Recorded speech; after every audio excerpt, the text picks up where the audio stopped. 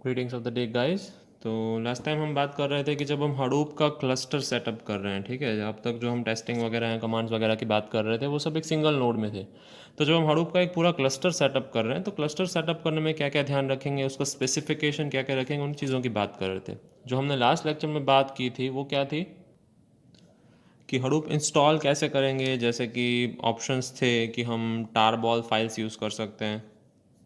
Okay, एक एक software खुद से डाल के इंस्टॉल कर सकते हैं। Then we have packages and then we have some cluster management software जैसे कि अंबारी, हडूप, हडूप अंबारी है, फिर महोद है। ऐसे कुछ सॉफ्टवेयर हैं जो हम यूज़ कर सकते हैं। We have some options like that.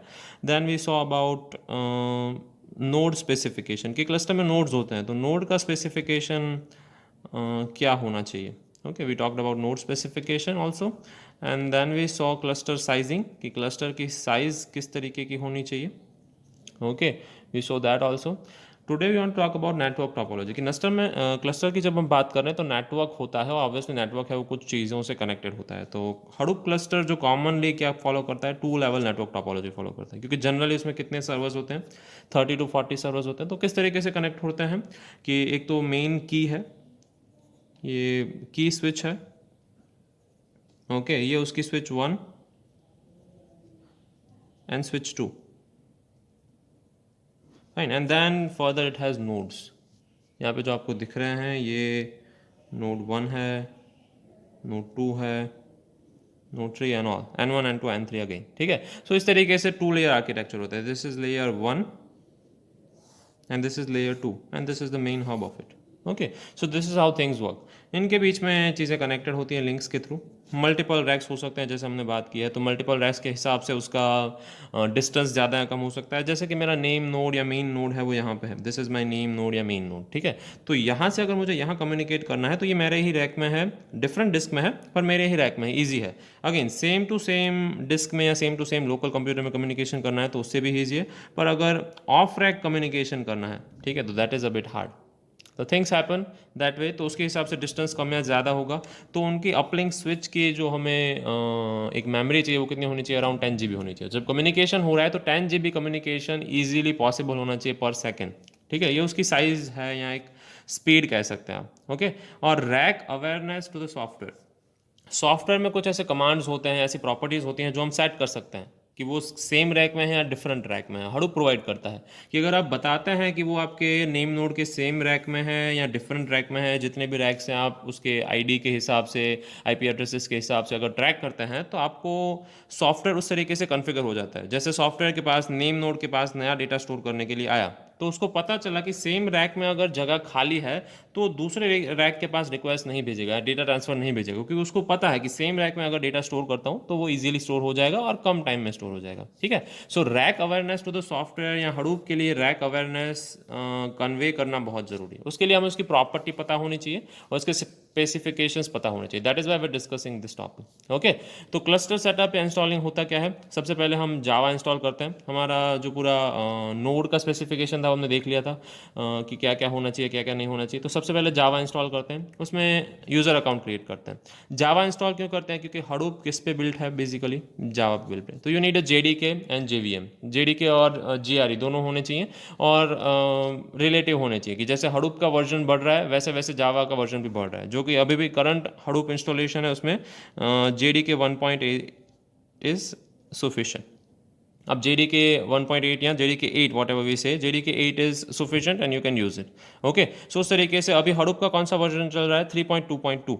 Okay, the Hadoop version that we are gonna install और that we are gonna see is 3.2.2। तो इसके हिसाब से उसके सामने जो JDK बढ़ रही है वैसी JDK आपको इंस्टॉल करनी पड़ेगी। ओके, और यूनिक्स अकाउंट क्रिएट करने ज़रूरी है। हो सकता है आप जो सिस्टम पर बैठते हैं वो सिस्टम नॉर्मल चीज़ों के लिए भी यूज़ होती हो या और कोई भी यूज़ करते हो। जैसे कि हमें पता है कि कुछ एम्प्लॉयज़ यूज़ करते हैं या तो फिर हडूप के सिस्टम एडमिन यूज़ करते हैं। तो अगर आप हडूप के सिस्टम एडमिन हैं या फिर आप हडूप के एक यूज़र हैं, नॉर्मल यूज़र जो प्रोग्रामिंग करता है, मैं प्रोड्यूस प्रोग्रामिंग, उसके हिसाब से आपके यूज़र अकाउंट क्रिएट होने चाहिए हडूप में, ताकि उनको डिफ्रेंशिएट कर पाए, उनके ऑथराइजेशन को डिफ्रेंशिएट कर पाए बेसिकली।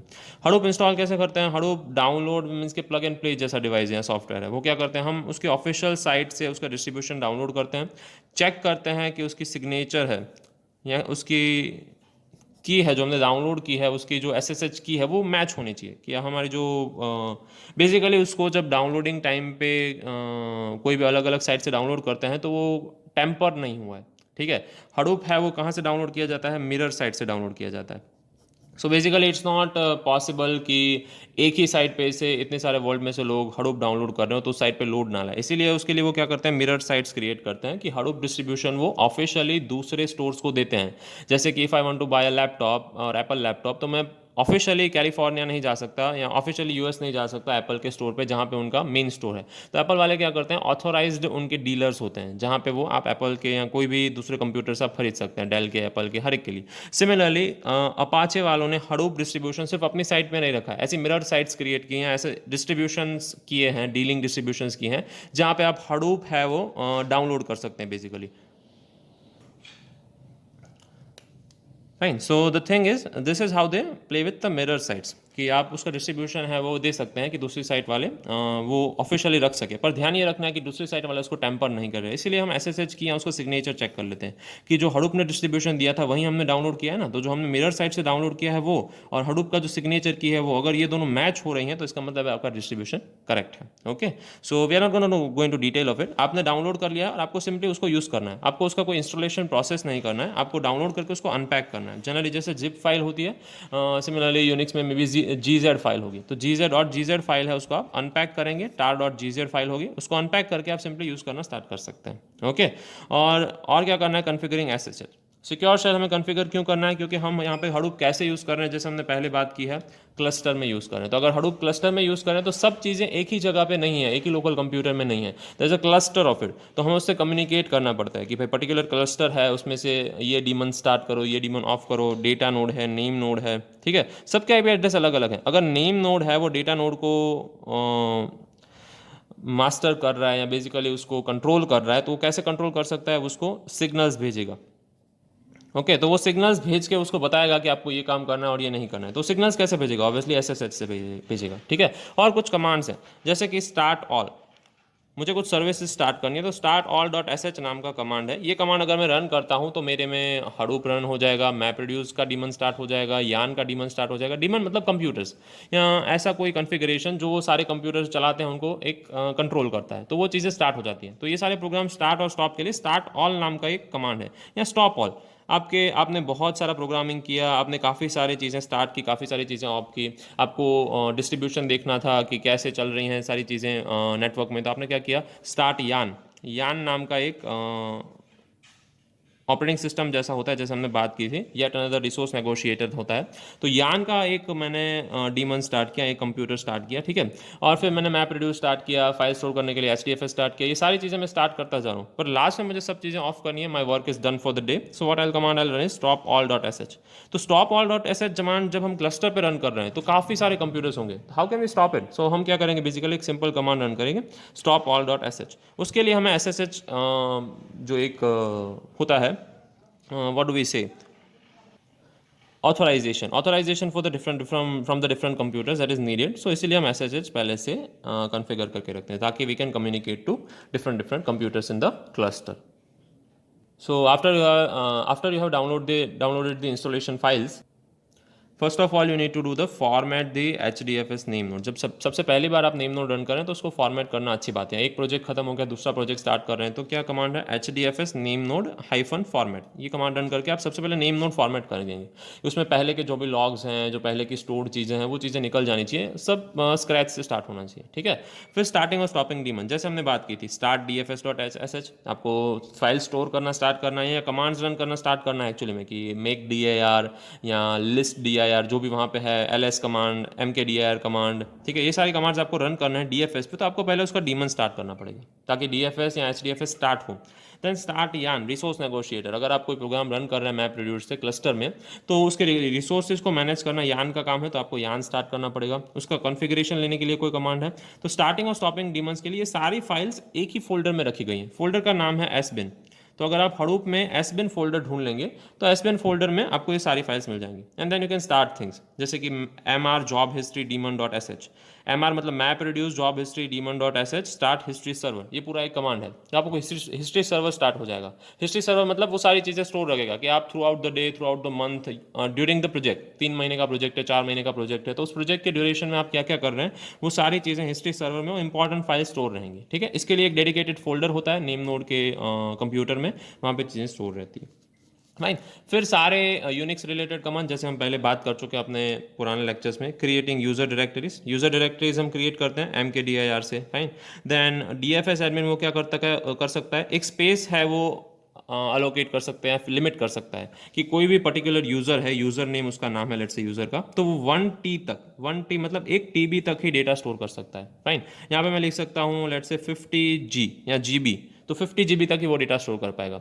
तो कोई पर्टिकुलर यूज़र का हमें जो यूजेज है वो मॉनिटर करना है, तो आप मॉनिटर कर सकते हैं DFS एडमिन से। ओके, आपका DFS एडमिन नाम का कमांड है, वो आपको ये चीज़ें करके देगा। Then file controlling Hadoop config, कौन सी फाइल हडूप के कॉन्फ़िगरेशन को कंट्रोल करती हैं, तो एक तो हडूप env.sh है, सिमिलरली MR env.sh है और yarn env.sh है। We have 3 things, one is HDFS, one is MapReduce और वन इज yarn।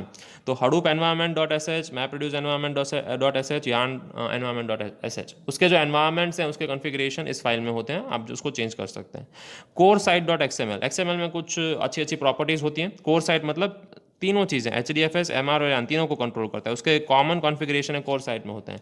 HDFS के खुद के configuration HDFS site dot XML में होते हैं, MR के configuration map reduce site dot XML में होते हैं, यान के यान साइट डॉट XML में होते हैं। इस तरीके से ये सारी फाइल्स होती हैं। तो 2 टाइप की फाइल हो गई, ENV और MR, sorry site dot XML। ठीक है, XML फाइल और env.sh फाइल। फिर स्लेव्स नाम की एक सिंपल टेक्स्ट फाइल होती है। हमें पता है मास्टर स्लेव आर्किटेक्चर में स्लेव कौन होते हैं, डेटा नोड्स। तो डेटा नोड्स के सारे IP एड्रेसेस इसमें लिखे होते हैं, सिंपल IP एड्रेसेस लिखे होते हैं और उसके यूजर्स के नाम कि पर्टिकुलर IP एड्रेस है 192.168.1.10, ये IP एड्रेस है वो ABC यूज़र यूज़ कर रहा है, 192.168.108.44, ये IP कौन यूज़ कर रहा है, XYZ यूज़र यूज़ कर रहा है। ठीक है, तो ABC XYZ यूज़र्स की सारी इन्फॉर्मेशन डेटा नोड्स की स्लेव नाम की टेक्स्ट फाइल में स्टोर होती है। Okay, then we have Hadoop metrics 2.properties। Dot properties नाम की एक एक्सटेंशन होता है, 2 फाइल्स होती हैं डॉट प्रॉपर्टीज नाम के एक्सटेंशन की। ठीक है, तो हडूप मैट्रिक्स डॉट 2 मतलब हडूप है वो डिफरेंट अपने कॉन्फ़िगरेशन मैट्रिक्स को कैसे ट्रीट करता है, वो प्रॉपर्टीज नाम की फाइल में स्टोर होती है। ये सारी फाइल अगर आप .txt एक्सटेंशन का जो होता है, नोटपैड है, नोटपैड प्लस प्लस है, उन सब में ओपन हो जाएगी। ठीक है, and we can configure it in also log for J. ठीक है, पूरा जो जॉब्स हैं, लॉग फॉर जे मतलब jobs, log for number and J, तो जॉब्स के लिए जो भी लॉग फाइल है वो इसमें स्टोर होती है। क्लियर है। And then at last we have Hadoop policy dot XML, Hadoop की डिफरेंट पॉलिसी है वो इस XML फाइल में स्टोर होती है। Fine. And then there are some environment settings. We always know कि हमें डायरेक्टली अगर कुछ चीज़ें एक्सेस करनी है तो जावा होम नाम का पाथ है, वहाँ पे जावा पाथ सेट कर दीजिए। मेमोरी हीप साइज है हर एक डीमन के लिए फिक्स कर दीजिए, जैसे कि कोई भी डीमन है वो कितनी मेमोरी रैम यूज़ कर सकता है, तो जनरली एक डीमन है वो 1 GB मेमोरी यूज़ करे आपके रैक में से तो वो इनफ है, तो 1 GB 2 GB आप जिस तरीके के एक डीमन को असाइन करना चाहें वो कर सकते हैं। ओके, सिस्टम लॉग फाइल है वो कहाँ स्टोर होना चाहिए, उसमें कितनी स्पेस यूज़ होनी चाहिए, उसका पाथ क्या होना चाहिए, सारी चीज़ें आप सेट कर सकते हैं। SSH के सेटिंग सेट कर सकते हैं कि कहाँ कनेक्ट हो सकता है या कहाँ डायरेक्टली ऑलवेज कनेक्शंस चेक करना है। जैसे नेम नोड का SSH है तो उसका काम क्या है, हर एक डेटा नोड को एक हार्ट बीट भेजना, देखना कि सामने से रिस्पॉन्स आ रहा है कि नहीं। ठीक है, तो ये कुछ एनवायरनमेंट सेटिंग्स है जिसका हम ध्यान रख सकते हैं। और नेक्स्ट लेक्चर में हम क्या पढ़ेंगे, हडूप की सिक्योरिटीज़ के बारे में पढ़ेंगे, हडूप में कौन सी सिक्योरिटी पॉलिसीज होती हैं और क्या क्या होता है। Right, so this is it for today. Yeah I hope you have a good day.